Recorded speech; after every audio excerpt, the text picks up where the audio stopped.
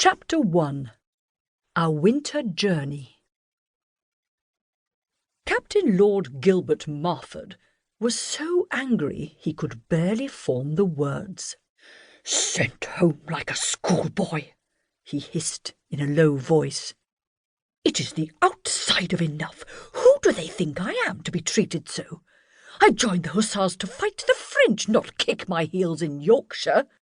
"They might let you fight the French if you stopped fighting your fellow officers," Davy, his batman, said, without looking up from his task of folding shirts. "I never minded being sent home from Eton. It was almost a point of honour to be rusticated once or twice a year. But I am an adult now. How could they do this to me?" "Dare say you never got rusticated from Eton for bedding someone's wife," Davy said. "Pass me that coat, will you, Gil?" "Actually, I did once," Gil said, instantly diverted. "Did you never hear of it? Maybe it was when you were away in Harrogate. The Latin master was a dry old stick, but he had the most luscious wife imaginable, whom he neglected shamefully. She had a penchant for activities that would have astonished her husband. A few of them would have astonished the Roman emperors, I suspect. Well, some of the emperors, anyway." Davy looked up in amusement. "Did she make you dress up in a toga?" "Ha! Not quite. But she was the greatest fun imaginable until her husband caught us in bed one afternoon." "Really, Gil?" But Davy was laughing. Having grown up with Gil, he was quite unshockable. "I know. And I was supposed to be in a class with Mr. Cornish, the history master. Henry VIII. Well, he had 6 wives, and I never quite saw why I should not too. But at least they were his own wives," Davy said, turning back to his packing. "Well, where is the fun in that? I am the last sensible one in the family. Do you realise that, Davy? All my brothers are married now, even Monty, and I never thought to see that. I always liked Monty. At least he never lectured me like Carbridge does. You are such a trial to me, Gil. Think of the family honour. Why can you not be more like Reggie, or Humphrey, or Gus, or Monty? Bah! At least I have been out of his disapproving eye these last few months. Sometimes I wish I were not the brother of a marquess.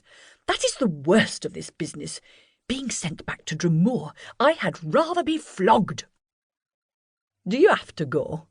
Can't you just head for London and enjoy yourself until the fuss dies down? If only that were possible. But no, Colonel Jefferson has written to Carbridge, and if I fail to turn up or disappear later, he is to write at once, and I shall be cashiered, and that will be the end of it. He will really do it this time, he says. It is so annoying. There is no real harm in what I do, Davy, you know that." "Aye, you get bored, that's all it is, and then you get into mischief. We were as bad as each other as boys, and my father was far stuffier than yours about it. 'I'm very disappointed in you, David,' he would say with that awful glowering look." He paused, and Gil clapped him on the shoulder sympathetically. "He would be more disappointed now if he knew you had ended up as my batman. He never liked me. Thought me too ramshackle by half, and a very bad influence on you." "Well, so you are," Davy said, grinning. "But you saved me from a worse fate after the old man lost his money. Heaven knows what I'd have done if you hadn't taken me on." "Well, I thought you would be fun, and look how wrong I was," Gil said in aggrieved tones. "You do nothing but lecture me now, you old devil." "I can't afford any decent entertainment any more, so I amuse myself by nagging you. And you were getting worse, you know. If it were just the gaming and an occasional scuffle with the other officers, no one would mind that. But the Major's wife, Gil, and you really should take care with that leg of yours. Every time you ride too hard or push yourself too far, you damage it. After that horse race with Captain Walters, the Sawbones was threatening to cut it off.